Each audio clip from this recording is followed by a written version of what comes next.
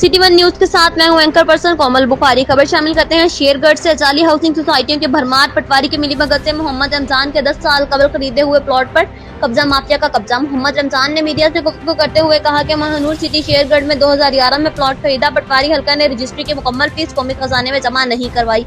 हल्का पटवारी मजहर हुसैन और उसका मुंशी मोहम्मद यार कब्जा माफिया से मिलकर गरीब लोगों के प्लॉटों पर कब्जा करते हैं। पटवारी अब तक करोड़ों रुपए की करप्शन कर चुका है। पटवारी मजहर हुसैन के पास एक ही तहसील में 9 हल्के हैं जो तकरीबन सारे शहरी हैं। इंतजामिया का कमाऊ पुत्र है। वजीर आला नोटिस लें। देखते हैं हसन बुखारी की ये रिपोर्ट। मजहर हुसैन पटवारी इन्हां कोल गए।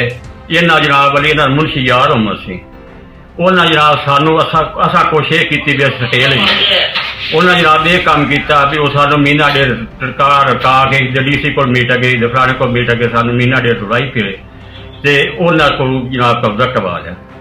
ये असी गए तो वो मतलब 4 वारी हुई है जिंदी साड़ी रिक्वेस्ट है कि साडा प्लाट जड़ा है वो सानू वापस किया जाए।